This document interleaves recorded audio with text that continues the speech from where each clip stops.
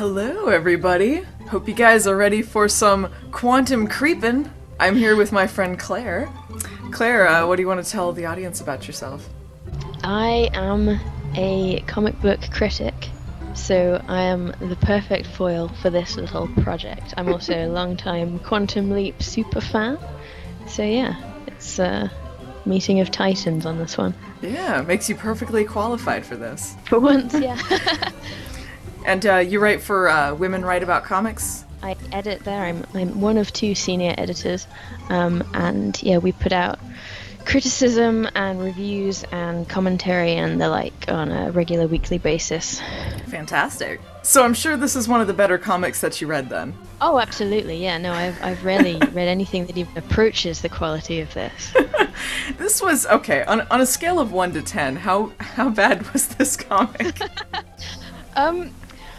Well, it depends which scale of 1 to 10 we're talking about. I mean, as a Quantum Leap fan product, it's... Well, even that is a little wide, because I could go 7 or I could go 3. I could split it either way, really. But would I recommend it? No. How about you? Absolutely not. No. Because I've read all of the official comics, and of course I'm a super Quantum Leap fan. As far as, like, the artwork goes, it looks really great. It's all in black and white, but I mean, like, as far as drawing the characters to look like characters, yeah. It looks great. But as far as story-wise, it fails completely as a parody, as a Quantum Leap thing, as a decent story. It just fails on every count.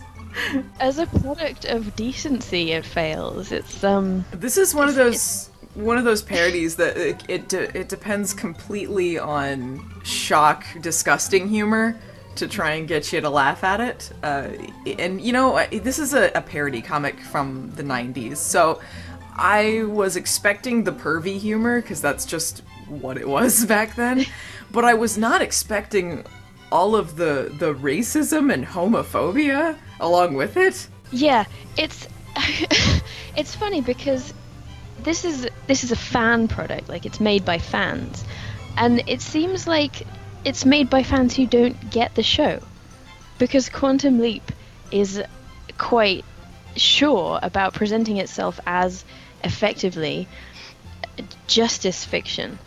It's about how it's bad to be homophobic, how it's bad to be prejudiced, yada yada.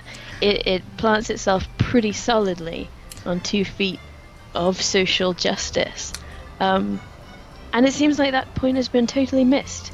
Well, I think that's sort of the point of it, because I mean, this is a character called Scum Bucket. That is the joke, but I feel like it fails as a joke because they expect you to laugh at him being a horrible person, and they do acknowledge that he is horrible, which is partly how he solves some of these leaps, just by being too horrible for people to want to be like that. But it doesn't take the jokes in a direction that expects you to laugh without being horrible too. Like, you have to kind of agree with some of these points to find them funny, and so it misses the mark as a parody in that way. It's the kind of prejudice joking that probably only the people who aren't subject to that prejudice will be able to laugh at. Exactly, yeah.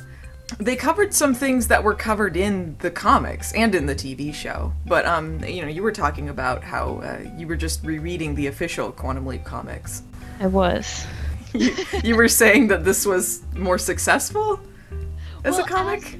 Formally, as a comic, like without evaluating it on grounds of decency, the lettering is objectively better. The likenesses are objectively better. You can look at any page and be like, that's Al, that's Sam, okay, I get it. He sounds like him, he sounds like that. And you can read the whole page and not get confused about which bubble to read next, or... It's less muddy looking too. It is. The official comics are very muddy as far as the coloring goes. They're very strange, actually. They have a sort of hazy quality, which is very unlike the average comic book that you might imagine. It's not like many other things. But for example, the official comics they have very poorly placed caption boxes, which sounds like a strange nitpick, but it really makes it hard to read. It's not a good reading experience. They stick to the edges of the panels, and they just look ugly and wrong, like they've been jammed onto the page. And a comic shouldn't look like that. It should look... Well, you shouldn't really notice that you're looking at a comic. You should be involved in the story and engaged in the world that's created. And this Quantum Creep manages to create that effect by having things placed well enough that you don't get caught up on them. It's just that it does it in service of such a horrible story. And you were saying, and I did some research on this too, the people that made this, the writer and the artist, they're pretty well known in the comic industry, aren't they? Yeah, they have some respect owed to them, which I am surprised to say, as much as I'm sure you are to hear. Well, I looked it up. The guy who wrote it, Nat Gertler, he was nominated for an Eisner Award a couple times. Yeah, twice. Yeah, he was, and he founded the current incarnation of 24-Hour Comics Day, which is quite a big deal. That's something that a lot of cartoonists still participate in every year and produce a whole book in the space of 24 hours. Gosh. 24 pages. It's, he is a decent... You know, he's fine at what he does. He just doesn't do it very nicely, at least in this example. Well, this one is... It's clearly one of those... early need to pay for my bills projects that he was working on. It even says in the introduction when they're talking about him, he'd only been working for a few years at this point. Yeah, I suppose I suppose that's fair. And the artist as well, Ted Slampiak, I think. He's been nominated for an Ignatz Award, which is just as prestigious in its own right. It's a meeting of craftsmen. It's so strange too that it's these people that are so well known for something that's sort of... I'm not as familiar with Parody Comics, but apparently other people who are familiar with them, Parody Press, I mean, the comic company that did this, but apparently other people who are familiar with them, this seems pretty standard for their kind of humor. It seems kind of like one of those seedy companies that feels that they're funnier than they are. Yes. Well, in fact, it's referred to within this very comic. Did you catch that? They did, yeah. When they're at the comic book convention, I very much got that because when they made the adolescent hamsters joke, I recognized the title from the cover, but like, lame, so lame. I was taken a little by surprise on that one because I assumed that the reference was supposed to be to Ninja Turtles. Like, it was supposed to be a joke. I didn't realize it was actually pretending that Ninja Turtles never happened and that adolescent radioactive black belt hamsters was like the prime product. It seems like they probably, when they commissioned this work, or when they got the people involved, the writer and the artist, that this was sort of the standard that they set. Like, they were like, look, this is our kind of humor. If you could add some more of this type of stuff, that'd be great. I don't know how involved they were with what kind of humor was in this. They both, according to Wikipedia, both these guys were in a comedy troupe. Really? Yes. So they are... Actually, it said in the cover, the inside of the cover on this too, it said they're in a comedy performance group, so watch out, Saturday Night Live. Yeah, that's a real threat. There was a segment in this, and I guess this is a little late to explain it, but for the audience, this Parody Comics, it structures itself like a bunch of mini leaps, except with the main character, Scumbucket, where he has to solve a problem, and one of the ones that they do reminded me of something that they would have parodied on Saturday Night Live in the 90s, in that it was very topical, and I don't understand it, and I had to do some research for it, because What was that? They did this political joke where he leaps in during the elections in '92, the American elections, and it was Ross Perot and James Stockdale. And apparently this was a real incident where James Stockdale was asked a question and he was kind of fumbling around and he said that he didn't have his hearing aid turned on. And people made fun of him for that. But I don't know about this. In 1992, I was not old enough to remember or understand any of this.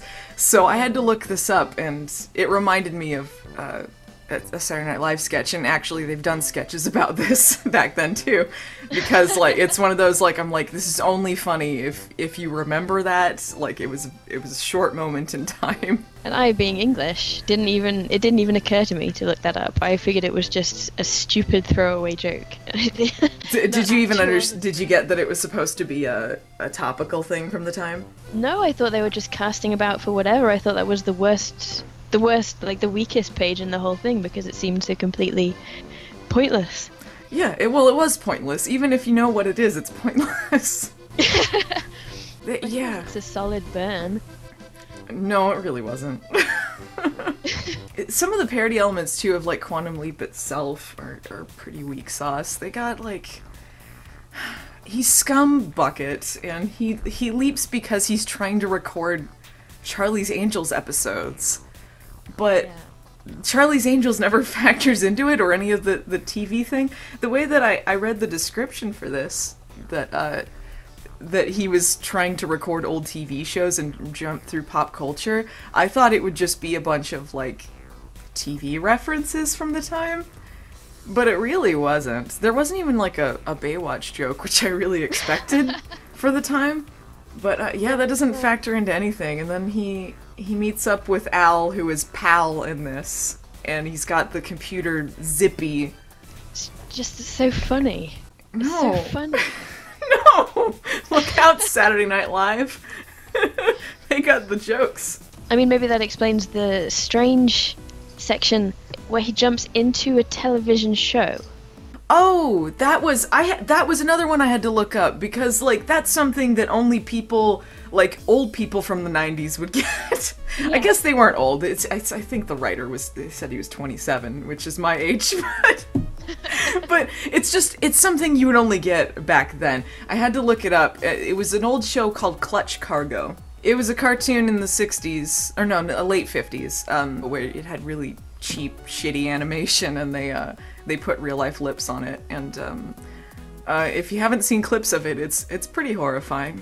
I do like the art in that section, though. They simplify the faces down. It's very effective. Yeah, I like they changed it up a little bit, and that one did not depend on offensive humor, so it was probably one of the better panels because of that. The winner. They start off immediately with the racism when they have, like, the harem, and he calls him, like, a camel jockey or whatever. Yeah. There's some parts of it where, like, he used racist terms that I've never even heard before. Me too. I was like, what is this? Some, and it wasn't nice. Yeah.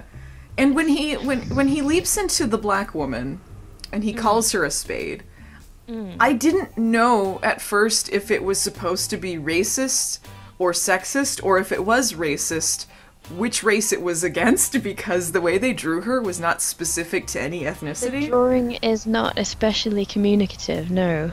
Like, I thought, I was like, is she supposed to be Asian, maybe?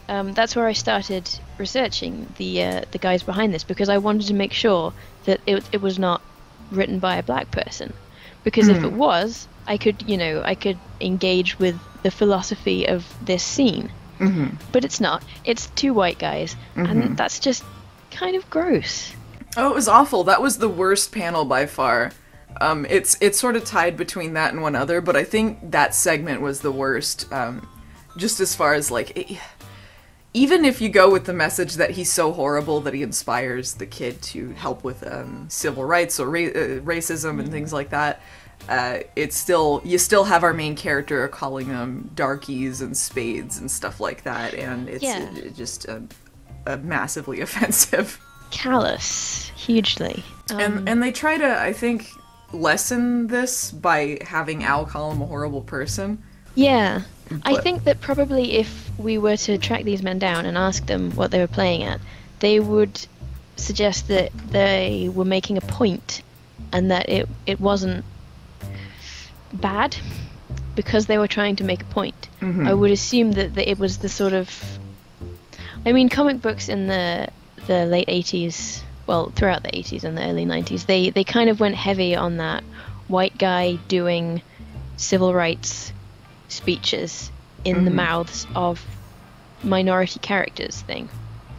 And I mean, it did help some people learn about some things, but that's not to say that there weren't better ways for those people to have learned, possibly. So it is of its time, but it's also just not good. The audience for this is not going to be learning anything about racism or coming together. Especially if they've already watched Quantum Leap, which had plenty of tries at teaching something about racism. And it wasn't like there was nothing in Quantum Leap that you could have parodied just from the source material without going to just, here's someone just being awful and it's funny because they're awful. But this section features, I think, probably the best aspect of this comic, the least bad aspect of this comic, which is the allusions to other time travel properties. The Sixth Doctor outfit. Yes. Yeah. And earlier on we have the 42 on the blackboard from the Hitchhiker's Guide. Yeah, I was thinking that was Hitchhiker's Guide. Oh, there's a whole Back to the Future bit, of course, with the best joke.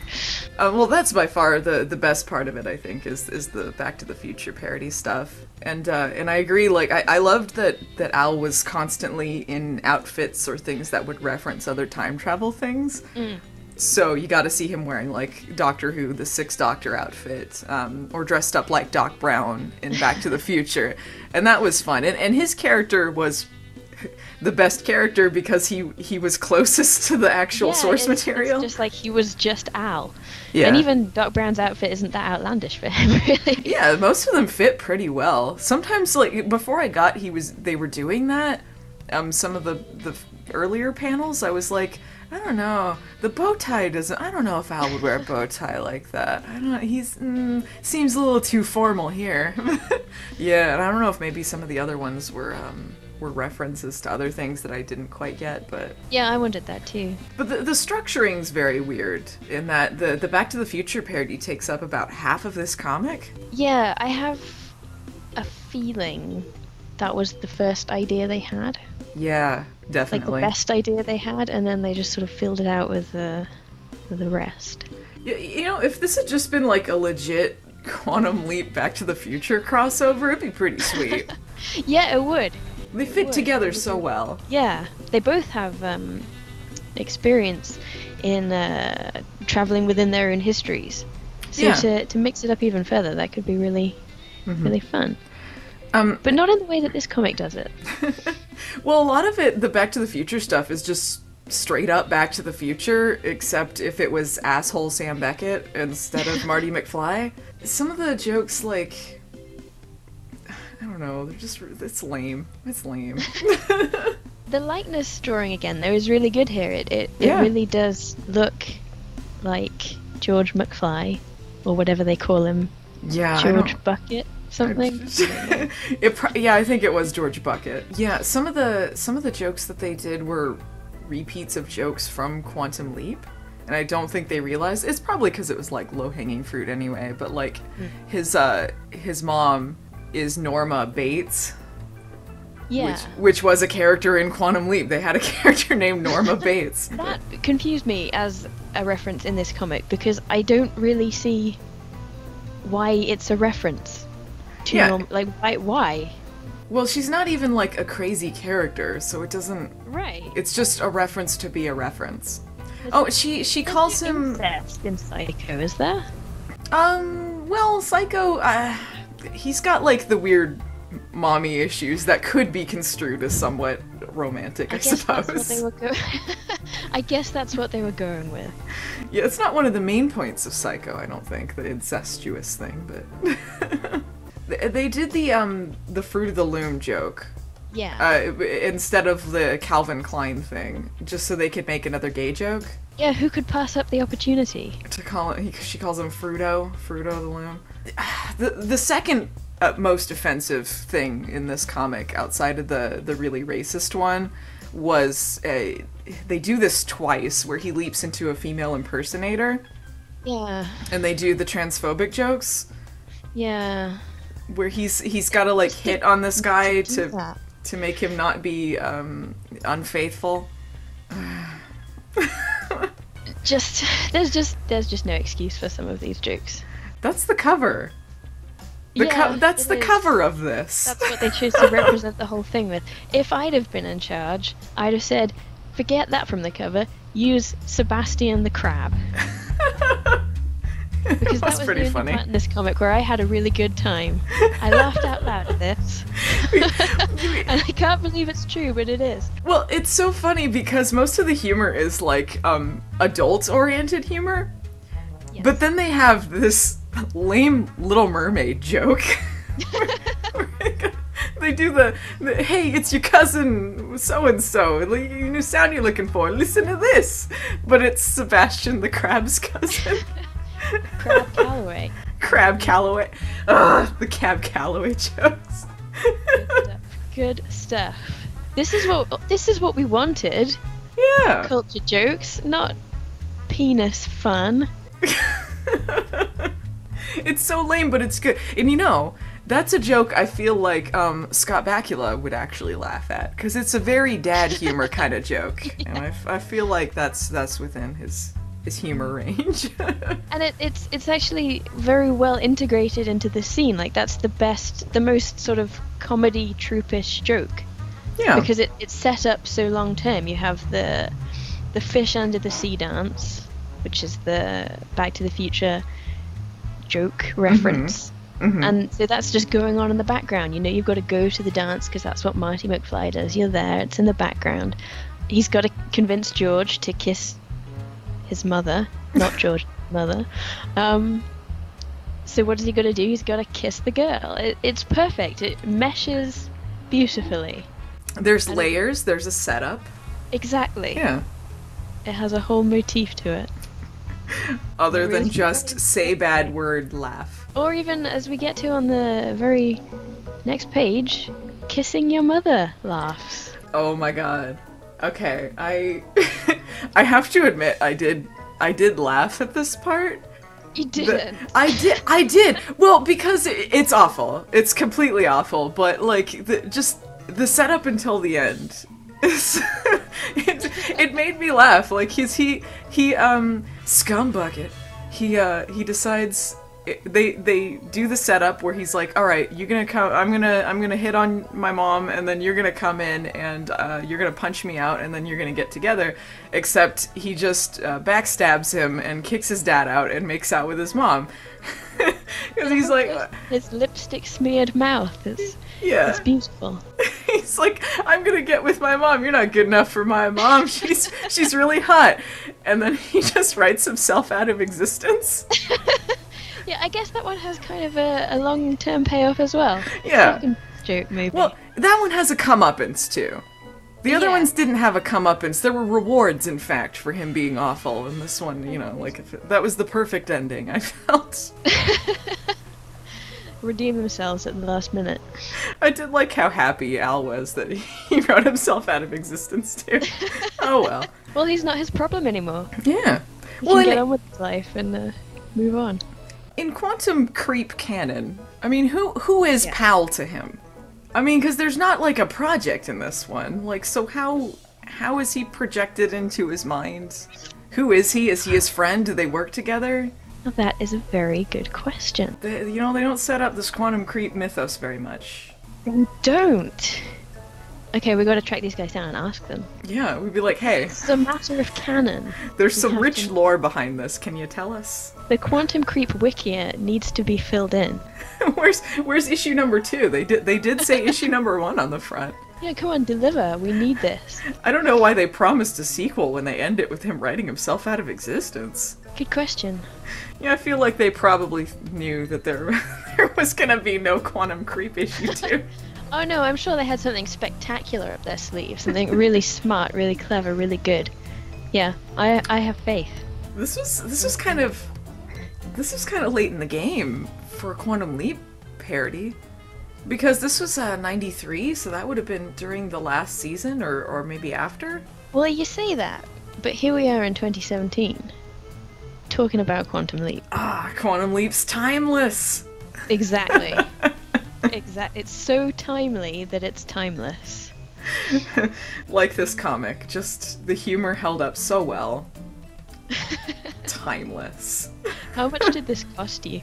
Oh, it cost me like $8 if you include shipping. It was too wow. much for this comic.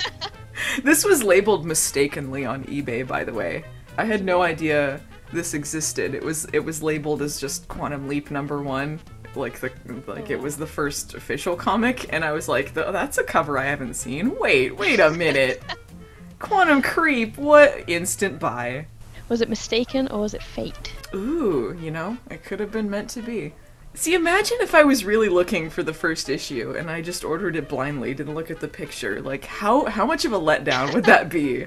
Wow, this has really changed. I don't remember Sam being this way. Wow, this is really scummy. Scum bucket! That's some good stuff. So, yeah, I mean, I wouldn't recommend this to anyone. This is a pretty deplorable comic. I have to agree.